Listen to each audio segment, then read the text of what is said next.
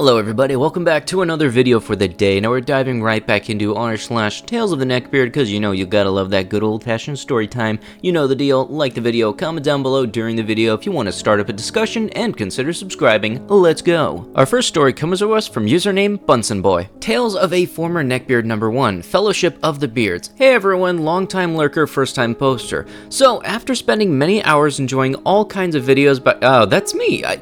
Legit, I haven't read this before. I just saw the title. It looked interesting because Lord of the Rings. I did not intend to see my name here.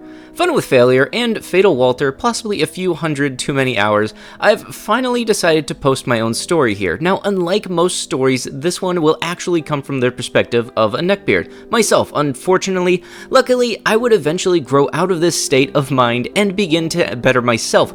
Now, I will warn you, this will be a long, and I mean a long one. It's my first post.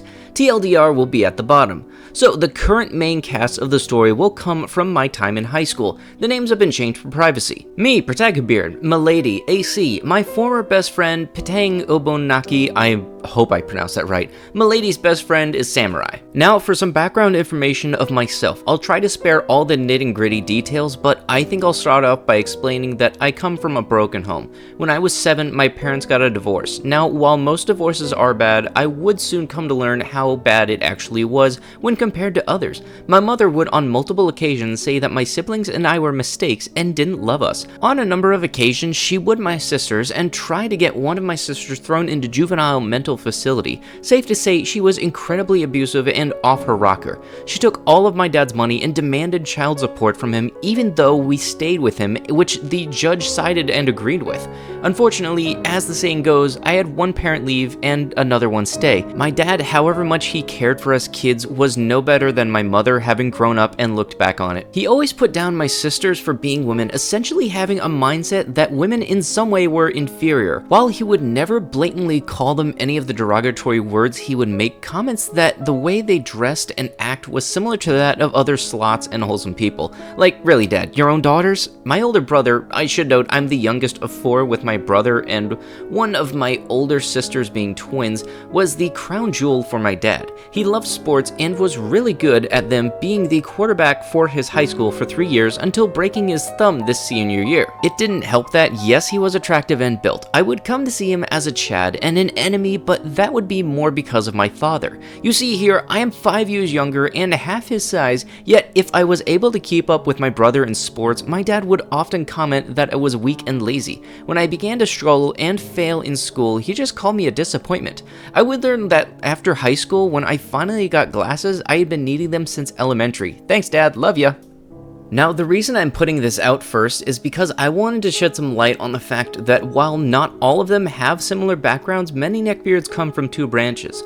Those who come from a sense of entitlement and have never been told what they were doing was wrong and were often enabled, and then those like myself who were simply just not lucky enough to actually have a chance to grow in a sense mentally. Their lives in a way being stunted, so as a way of coping turned to various outlets as a way of escaping, often anime, video games, comics, etc., flocking with one another for many forms of gratification. However, they both lead to very similar trains of thought, the only distinction being that while the first doesn't seem to grow out of their ways, the latter seems to change when they finally have enough people telling them that what they're doing is wrong, but as we all know, that's a painfully slow process. Sorry about the rant there, but now onto the story. So this story would take place about 8 or 9 years ago during my freshman year in high school. Now, as I've mentioned, my life up to that point was not a very pretty one, and as a way of escaping it for most part, I had begun to dive headfirst, hands open, into anime and manga.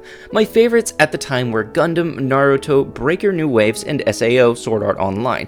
I even developed a passion for Yu-Gi-Oh! At the time, and still have it. Now, seeing as I kept changing schools around due to my dad working for the school district as a para, and we would move based on where he went, I didn't have many friends, so in my free time at home, I would often be spent reading the newest issues of my favorite comics or manga online, or rewatching episodes. When it finally came to go to high school, and my grandparents actually decided to have me and one of my older sisters enrolled into Catholic high school. It was strange, but they said that the public schools weren't really a good place for us, and my sister insisted since she had close friends there, so off to the Catholic school I went. Now yes, there was a uniform policy, and boy did little 14-year-old me lose his shot when he saw all the girls wearing schoolgirl outfits basically. It was just like Toradora. Now scared little me was cautious at first, seeing as I knew I didn't know anybody. However, I would later learn that everyone else had basically known each other from kindergarten, as they had all come from one of 3 Catholic churches, each with their own school attached to it, really making me the only new kid in the whole school.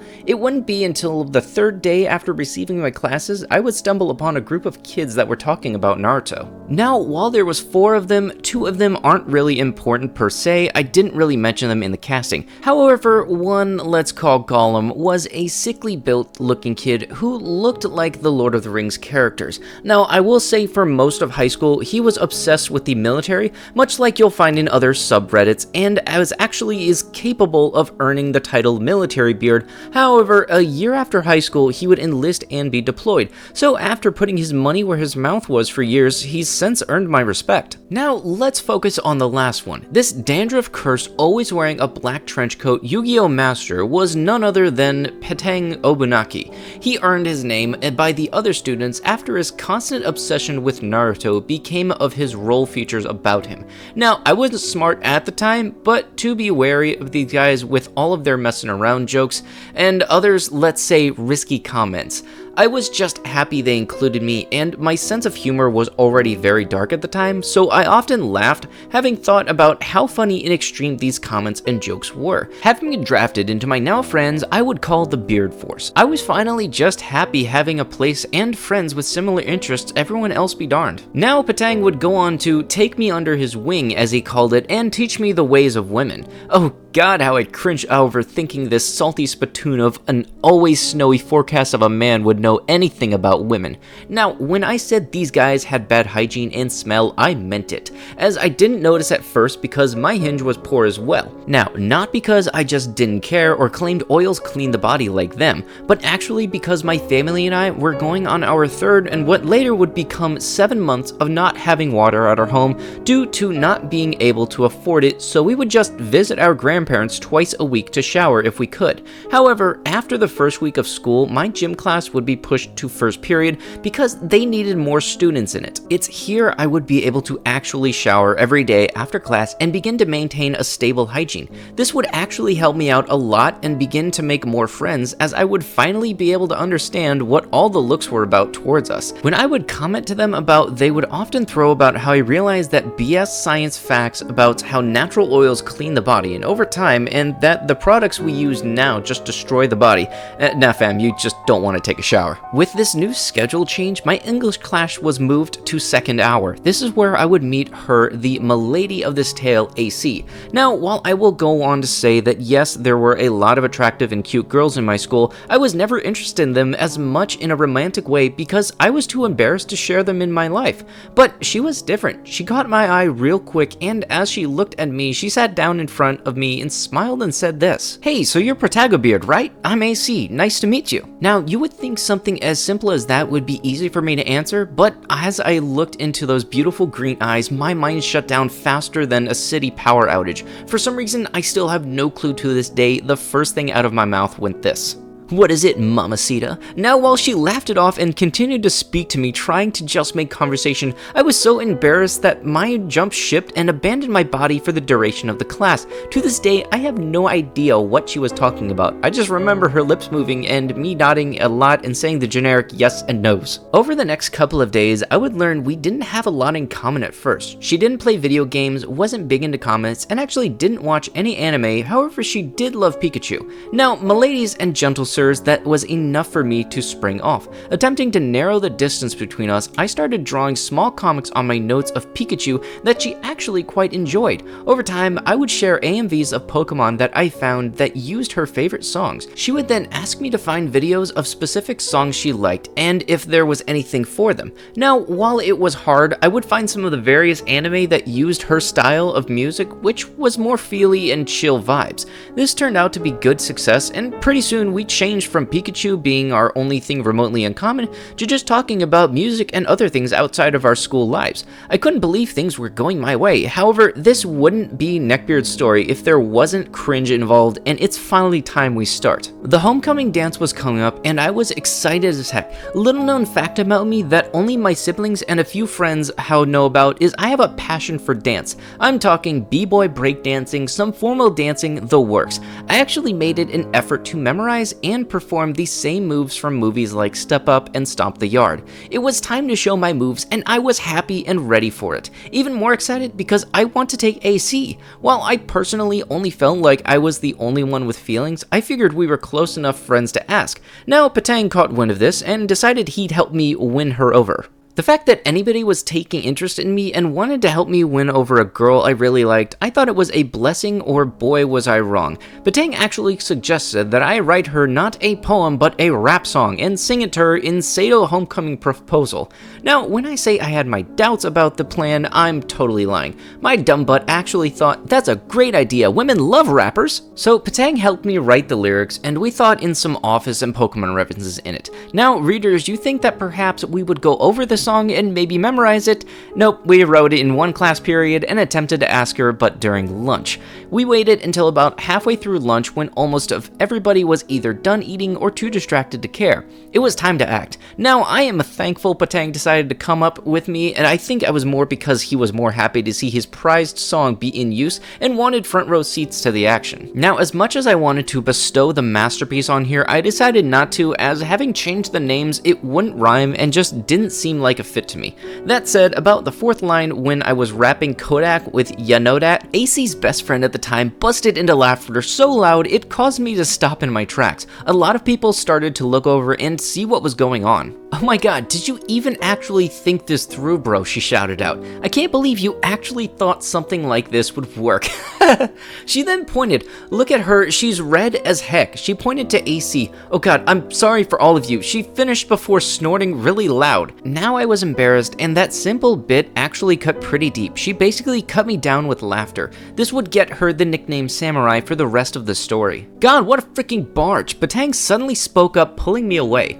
"Man, forget these wholesome people, they do appreciate honorable, nice guys like us." And yes, he actually said that. I didn't care at the time because, like I said, I was hurt and was actually hoping Samurai would choke on her mashed potatoes with all of that laughter. I glanced over only once to look back at AC, who simply used sign language and signed the words, "Thank you, Jay," before hitting me with double whammy of confusion. She signed "I love you" to me right before following it up with a frick off. She later explained that it was to just tease the air around us. After this scenario, I would go on to go to the dance. I would dance the heck out of it. I got into an actual dance battle with a few of the girls on the dance team who took outside classes. I also spent a lot of time in the middle of the dance circle. I had redeemed my blunder at lunch. However, Samurai was no fan of mine and absolutely hated Patang for calling her a barch. She began to always try and stop AC's and I's conversation and even try to get me to leave her and AC alone. But my feelings for AC were too strong at this point, and her attempts to get me to leave them alone only solidified my friendship with Patang and Gollum even more. So much so that we all decided it would probably be best if we try and break up their friendship. Dun dun dun! TLDR, former Neckbeard remembers his first attempt to win over Milady with a rap song, only to be made fun of by Milady's friends. Neckbeard then comes to the conclusion with fellow beards to try and break up said friends. You know, I'll have to say, this is honestly the very first story I've seen where it's coming from the Beard's perspective. I know you're not a Neckbeard anymore, you've probably moved on and grown from that scenario, and that's really the main thing we can all take from here, that yes, sometimes people suck, and sometimes we react weird, but in the end, we're just people. We're just human. If we can accept our past, then we can move forward without stopping. Mistakes are just unexpected lessons, and if you can learn from those, you can keep moving forward. I was not expecting my name to be dropped in there, but I'm looking forward to seeing the rest of this. Our next story comes to us from username Red Dawn Rose. Neckbeard ruins Marvel RPG for everyone and then stalks me after I kick him from the group update. I actually remember covering the previous parts to this. It was the guys who made the Marvel-based D&D style game. I remember that one. Hey everyone, this is is an update to my previous story about Kai, the neckbeard that ruined my Marvel RPG. I left off my last post saying that Kai was just basically poking the bee's nest to see what he could get away with, and I can tell you that since then, he hasn't just kicked it, he set it on fire. What I'm talking about? Well, to put it simply, Kai has now stolen my game. When we first met, I gave him a copy of the list of rules that I had for the game. I always make a copy of the rules everyone can take with them to make things easier when starting a new campaign. I thought Kai had lost his copy or had gotten rid of it, seeing as how he thought everyone in my group was a horrible human being, but no, he kept his copy of the rules and told me that he was going to start up his own game. I know it sounds kind of silly because it's only a game, however, it's a game I nonetheless came up with that he ruined and now he is stealing. Then he had the audacity to say, I'm adding a rule that if you want to do something with another character, you have to ask the other player first. So then that's fair, as if he hadn't harassed one of the other players just because he wanted to make his character look better by putting theirs down. I also nearly threw up in my mouth when he invited me, or more specifically asking, could you play Cereza in my game? I want her to be Kuro's waifu. I had enough. I told everyone about what happened at work, my supervisors, our security, my coworkers, anyone and everyone who I work with on a daily basis that would need to know. I felt so stupid in the fact that after everything that happened, that him stealing my game was what pushed me over the edge. But after he told me that, I just saw red. Autism isn't an excuse for the fact that you're a garbage human being. And if anything, it's an insult to other people with autism who are genuinely good people and worked hard to make sure their disability doesn't stop them from achieving success in whatever they want to do. Rant over, I wanted to thank everyone for their comments and their advice. My apologies for making my initial story so long. I left a lot of other stuff that Kai did both in and out of the game, and I had to put a lot of the in-game stuff here for context, which I'll admit, in hindsight, I could have made shorter. Either way, I hope this will be at the end of Kai. You know, I honestly hope it is too. You gotta be some sort of special kind of petty in order to try to take somebody else's work, call it off as your own, and try to force it so that it works in your favor. Like, seriously, you are that there isn't really any other way to put it. Garbage human being is the perfect way to describe that person. And with that, that is going to have to be it with the video. If you would like what you had seen, be sure to like the video, comment down below, start up a good old discussion, and consider subscribing to the channel and checking out my other videos. I'll be sure to see you guys in the next one. Thank you so much for watching, and bye-bye.